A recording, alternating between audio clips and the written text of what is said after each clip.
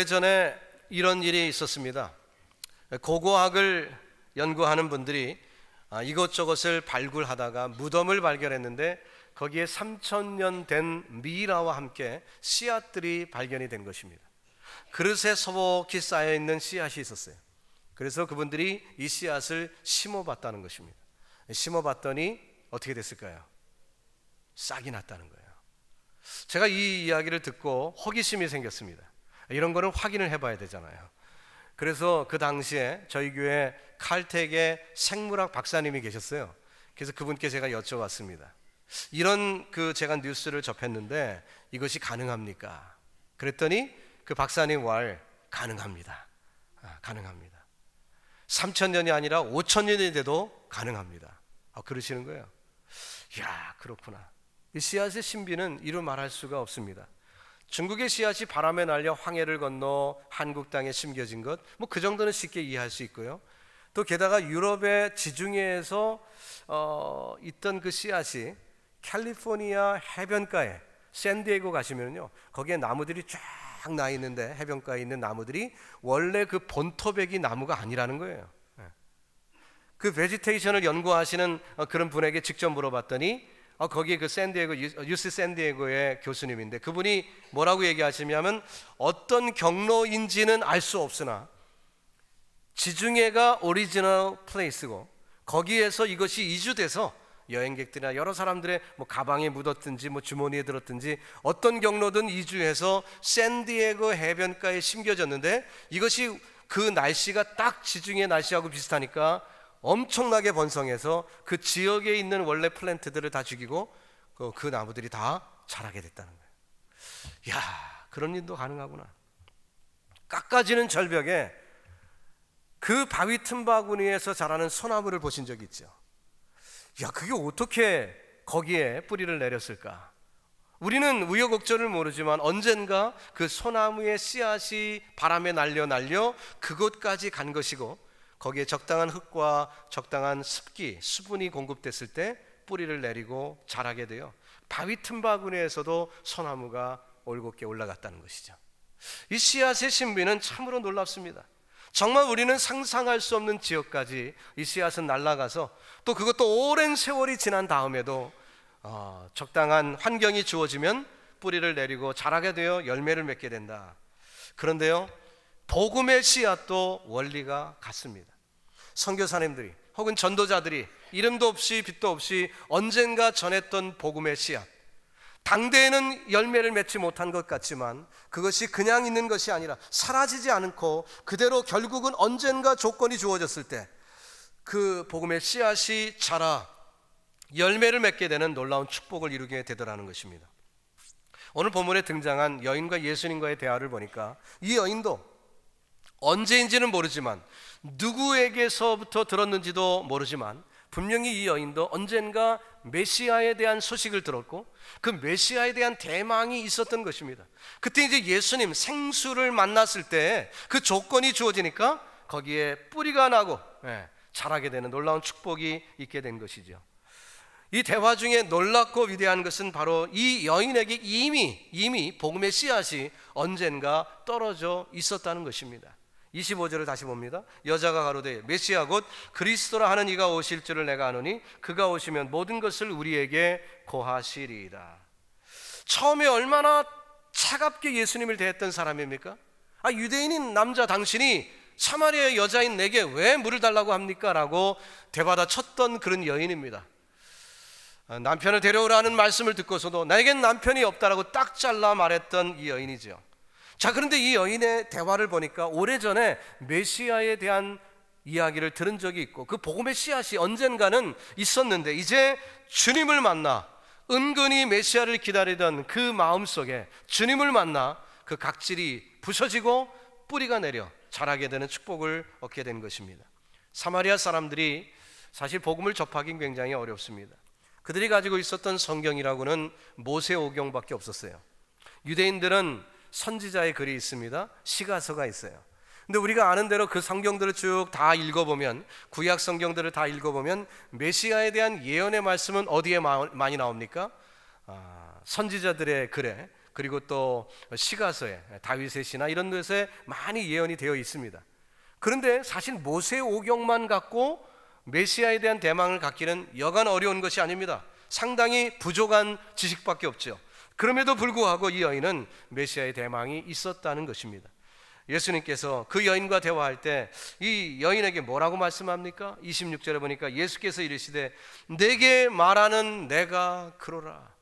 분명히 그 메시아에 대한 대망을 갖고 있었던 그 여인에게 바로 그가 나라고 주님은 분명히 언급을 하셨습니다. 하나님께서는 복음의 씨앗을 이것저것에 떨어뜨려 놓으십니다. 단지 여건이 형성되지 않았을 뿐입니다. 때가 이르지 않았을 뿐입니다. 충분한 수분이 공급되고 적당한 흙이 있으면 단단했던 껍질을 부수고 싹이 나고 뿌리를 내려서 결국 나무가 자라는 그런 축복을 주시는 거죠. 여러분, 저와 여러분이 누군가에게 복음을 전하고 있습니까? 그런데 받아들이지 않고 냉대와 천대뿐인가요? 포기하지 마십시오. 포기하지 마십시오. 언젠가 하나님의 때가 이를지 모릅니다.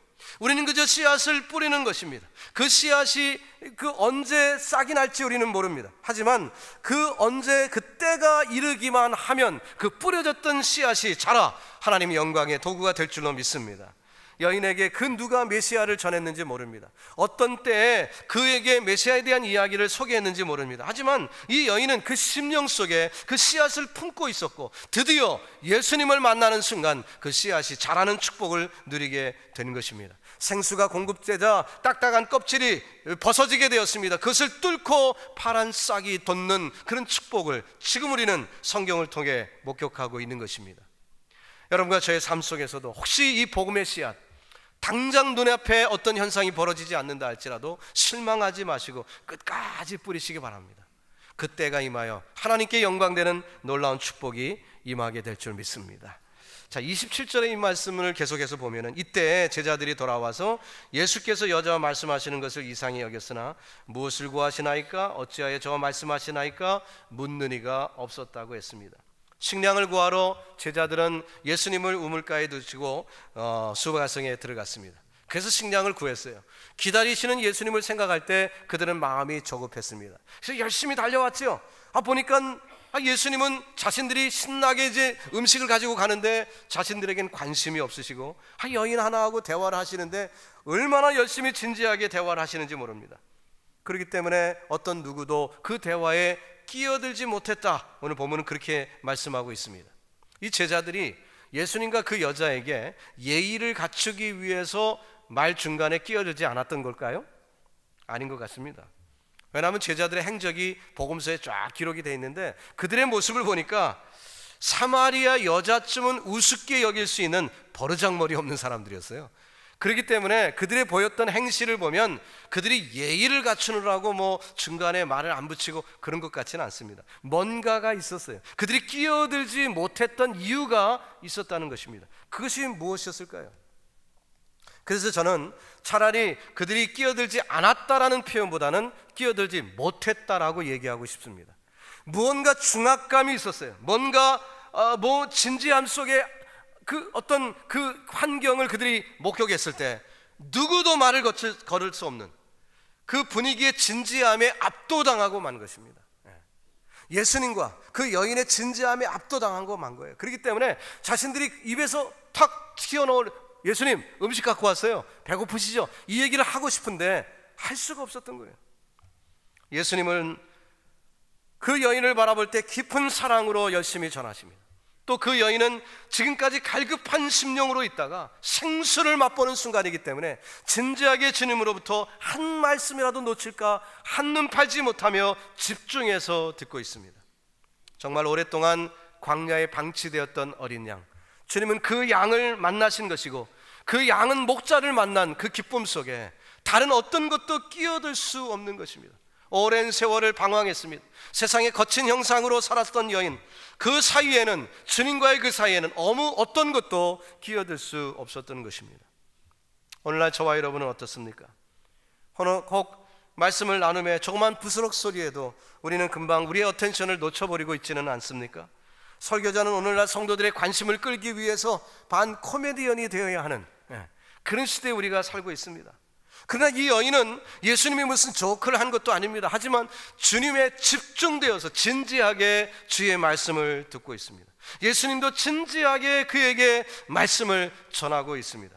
오늘날 주의 말씀을 읽거나 들을 때 저와 여러분이 이런 자세가, 이런 환경이 우리에게 임하기를 주님의 이름으로 축원합니다. 그는 분명 예수님의 말씀을 육성으로 듣는 축복을 누리게 될 줄로 믿습니다. 여인은 지금 자신이 이곳에 왜 왔는지조차 잃어버릴 정도였어요. 잃어버렸어요. 뭐하러 왔습니까? 물 기르러 왔어요. 그러나 물동이를 버려두고 갑니다. 그 정도로 몰입돼서 예수님 말씀을 집중해서 듣고 있었어요. 예수님의 제자들이 도착한 것도 모른 채 집중해서 주의 말씀을 듣고 있는 그 여인, 여러분 마음속에 언젠가 떨어진 복음의 씨앗이 있었다면 그 씨앗이 움틀거리며 싹을 내는 순간, 생수가 임하여 그 딱딱했던 각질이 벗어나고 싹이 돋는 순간, 우리는 세상의 어떤 것도 우리를 약하게 만들 수 없습니다. 우리의 관심을 빼앗을 수 없습니다. 하나님의 말씀, 예수 그리스도, 그리스도의 보혈만이 저와 여러분의 관심이요 하나님의 능력이 될 줄 믿습니다. 여러분, 이 은혜가 우리 모두에게 임하기를 주님의 이름으로 축원합니다. 그렇게 되면요, 우리의 지금까지 관심을 끌던 요소들이 도저히 우리의 관심을 빼앗아 갈 수 없습니다. 염려하던 일들이 있겠죠. 걱정하던 일들이 있습니다. 물질에 대한 문제가 있습니까? 건강에 대한 문제가 있습니까? 자녀에 대한 문제가 있습니까? 이것들이 우리의 관심을 빼앗아가고 있습니다. 그러나 지금 이 시간 예수님을 만나고 하나님의 말씀을 접하는 순간 아무것도 눈에 들어오지 않고 주님만 뵙게 되는 놀라운 축복을 누리게 될 줄 믿습니다. 지금까지 나를 괴롭게 했던 어려운 일들 더 이상 문제되지 않습니다. 왜냐하면 예수님을 만났기 때문에 예수님과 내 사이에 끼어들 수 있는 것은 세상에 아무것도 없다는 것입니다. 오늘 이 예배가 그런 현장이 되기를 주님의 이름으로 축원합니다. 저와 여러분이 그 주님과 함께 교제하며 하나님의 은총을 체험하는 복된 시간 되기를 주 예수님의 이름으로 축원합니다. 주 안에 기쁨 누림으로 같이 부를까요? 마음의 풍랑이 잔잔하니 세상과 나는 간 곳 없고 구속한 주만 보이도다. 이것이 나의 간증이요, 이것이 나의 간증이요, 이것이 나의 찬송일세. 나 사는 동안 끊임없이 구주를 찬송하리로다. 아멘. 세상과 나는 간 곳 없고 구속한 주님만 보입니다. 이것이 저와 여러분의 간증되기를 주 예수님의 이름으로 축원합니다. 이렇게 진지하게 말씀을 받은 후에 여인은 반응을 보였습니다. 어떻게 했습니까? 28절 이하에 보니까 여자가 물동이를 버려두고 동네에 들어가서 사람들에게 이르되 나의 행한 모든 일을 내게 말한 이를 와봐라. 이는 그리스도가 아니냐 이렇게 외칩니다. 요한은 그 여인의 모습을 유심히 관찰했습니다. 그리고 지금 복음서를 쓰는데 그의 기억에 아주 새록새록 너무너무 선명하게 기억나는 것은 빈 물동이었습니다. 빈 물동이. 그래서 그는 그 사실을 이 복음서를 읽는 독자들에게 알려주기를 원해서 이 빈 물동이를 버려두고 갔다는 것을 하이라이트 시켜놓고 있습니다. 요한이 기억하는 일들은 굉장히 많았을 것입니다. 또 여인이 했던 행동들은 상당히 여러 가지가 있을 수도 있었을 것입니다.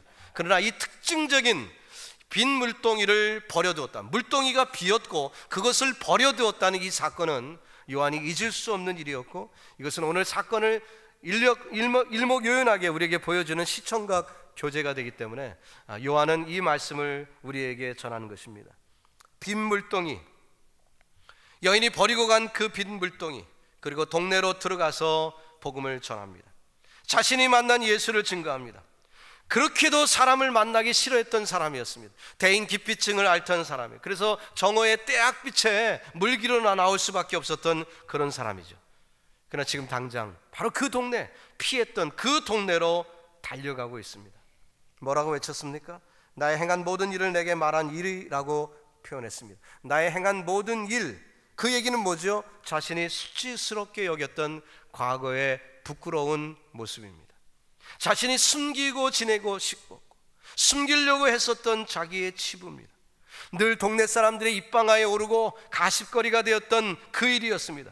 그런데 그 일을 이미 다 알고 계신 그분이다, 그러니 그리스도가 아니냐라고 외치는 것이죠. 동네 사람들은 어떤 사람들입니까? 바로 이 사마리아 여인을 공격하던 무리들입니다. 빈정대던 사람들입니다. 왕따시켰던 사람들입니다. 근데 그들에게 복음을 전하러 갑니다. 어떻게 이런 일이 가능할 수 있었을까? 생수를 맛보았기 때문에, 오히려 이제는 그 생수를 맛보지 못하고 갈증 가운데 시달리고 있는 그 동네 사람들을 불쌍히 여기게 된 것입니다. 오히려 불쌍히 여깁니다. 그러니까 그들에게 복음을 증거하려고 애를 쓴 것입니다.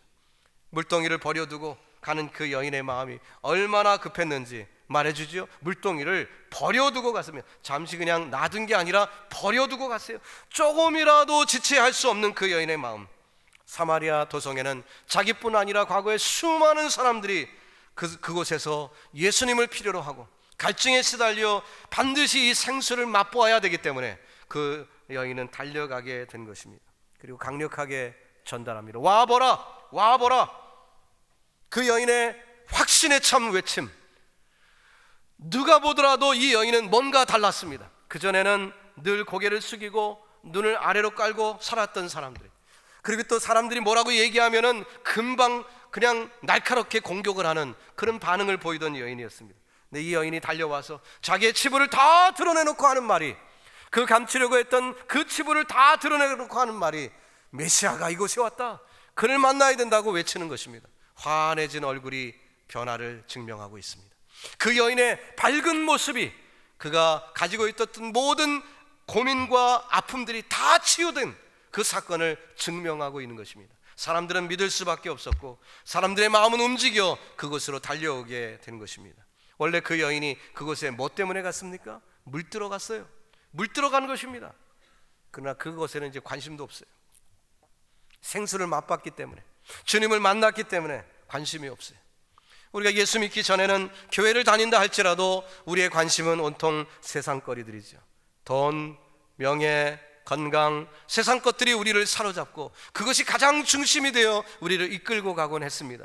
그러나 진정으로 예수 만난 사람, 진정으로 영생을 체험한 사람, 진정으로 하나님의 자녀가 된 사람은 그것에서 자유함을 얻게 될 줄로 믿습니다. 세상이 아무리 힘들고 어려운 것이 여전하다 할지라도 나는 나와 예수님 사이에 이제 다른 것이 보이지 않고 세상과 나는 간 곳 없고 구주만 보입니다. 하나님만 보입니다. 그 신앙의 체험이 바로 이 여인의 체험이었던 것입니다.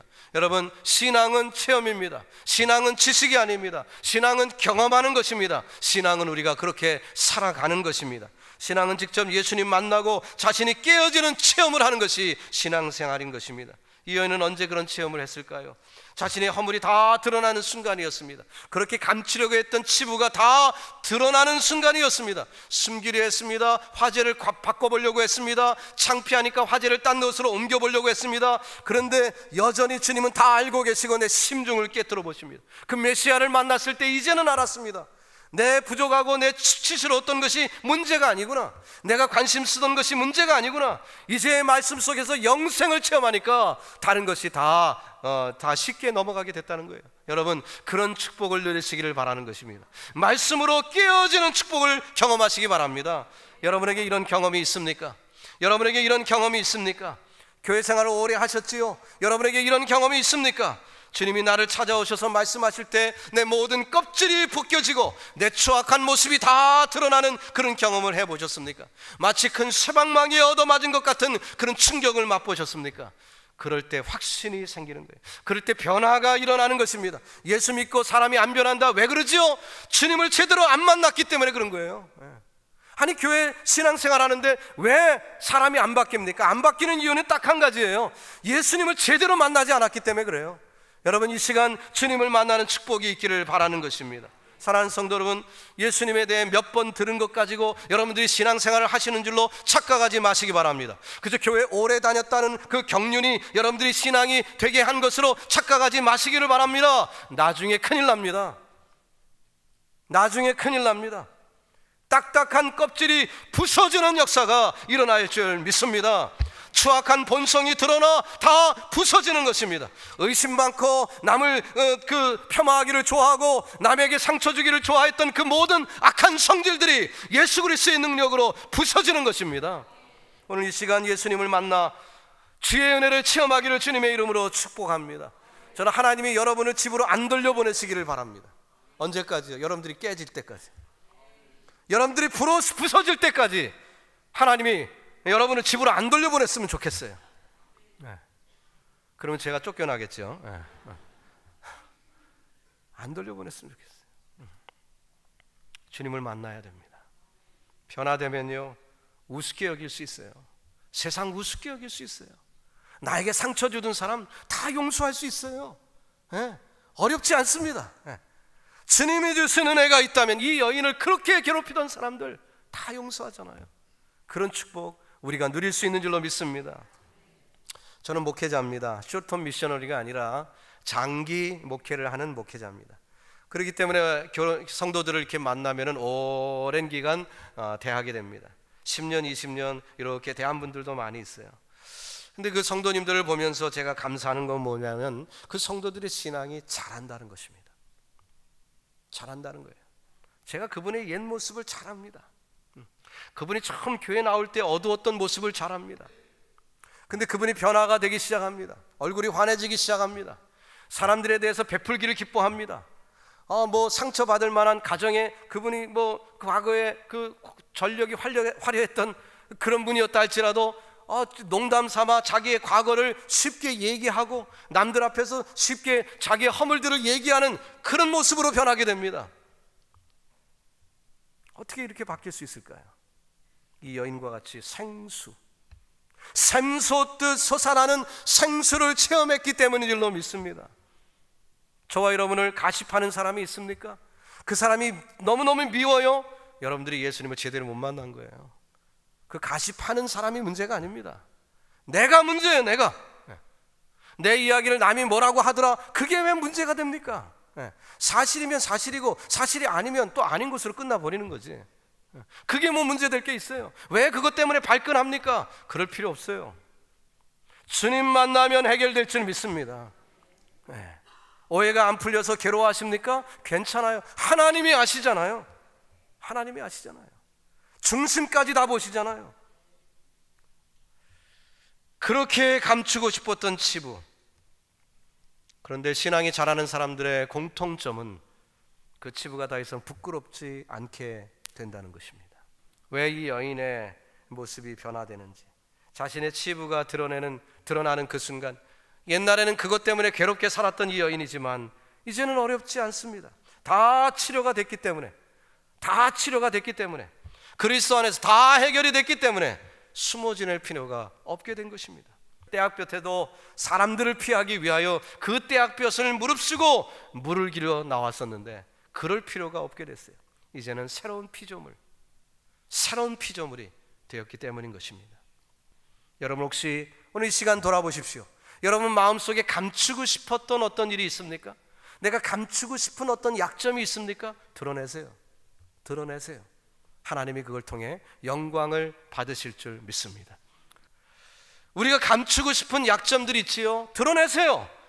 하나님은 그 치부를 통해서 여러분을 쓰시고 여러분을 통해 영광 받으시는 하나님이신 줄 믿습니다. 여러분, 이 시간 마음속에 여러분을 괴롭히고 있던 사람들 생각나시는 분들 있습니까? 그냥 이빨로 그냥 빡빡 그냥 씹어 주고 싶은 그런 분들이 있습니까? 혹이라도요? 네. 이 여인을 가십거리로 삼았던 동네 사람들, 이 여인 미웠겠죠. 마음에 미움이 있었지요. 자신을 버리고 떠난 5명의 남편들, 얼마나 요놈들이 미웠겠습니까? 그러나 변화된 이 여인은 오히려 그 동네 사람들을 불쌍히 여기게 됩니다. 뒤에서 늘 흠집 잡고 늘 나를 씹고 있었던 그 사람들, 그러나 이 여인은 예수 만난 다음에 변화된 것은 그들을 품는 넓은 마음이 되었어요. 이 여인의 말을 들은 사마리아 사람들이 예수님께 달려오기 시작합니다. 30절이죠. 저희가 동네에서 나와 예수께로 오더라. 헬라어 문법을 보니까 이 헬라어 문법에는 진행적인 의미가 있습니다. 계속해서 나왔다는 거예요. 계속해서. 동네에서 한번 쫙 나오고 만 게 아니라 계속해서 사람들이 나왔다는 거예요. 왜 그들이 예수님께 찾아 나왔을까요? 예수님이 뭐 쪽집게 무당이니까 그런가요? 잘 알아맞히니까 신기하다, 내 것도 아나, 한번 테스트해보자, 그런 것이었을까요? 아니죠. 메시아가 오셨다, 그겁니다. 메시아를 만나기 위한 거죠. 그들도 다 메시아가 필요했기 때문에, 그래서 달려 나온 거예요. 예수님의 말씀이 필요했기 때문인 것입니다. 생수가 필요했기 때문에, 갈증 속에 있었으니까 생수가 필요하니까 나온 거예요. 여러분, 주님 만나는 놀라운 축복, 그들도 만나 기쁨을 나누고 또 이 여인도 큰 기쁨을 나누고 하나님의 놀라운 영광이 드러나는 복된 현장을 우리는 보고 있습니다. 바로 이곳이 저와 여러분의 삶이 그런 축복을 누리는 역사가 일어나기를 주님의 이름으로 축원합니다. 이제 말씀을 정리합니다. 오늘 우리가 드리는 예배 속에서 이 설교 시간이 저와 여러분의 성경 지식 조금 늘리는 수준으로 멈추지 않기를 원합니다. 여러분을 성령의 검으로 두드리시는 하나님, 그래서 거의 초주검이 될 정도로 수년 아니 수십 년 동안 아무에게도 말하지 않았던 비밀스러운 것, 그러나 주님이 내 속에 들어오시어 이 비밀스러운 것들이 낱낱이 드러난 체험, 이제는 더 이상 수치거리가 아니라 이것으로 오히려 하나님께 큰 영광을 돌릴 수 있는 홀가분한 축복을 여러분 누리시기를 주님의 이름으로 축원합니다. 그렇다면 주변에 원수 삼고 나를 원수 삼고 나에게 괴로움을 주던 그 많은 사람들을 사랑하고 품고 하나님께 영광 돌리는 놀라운 축복이 우리에게도 임하게 될 줄 믿습니다. 기도하겠습니다. 주님만 내게 주소서.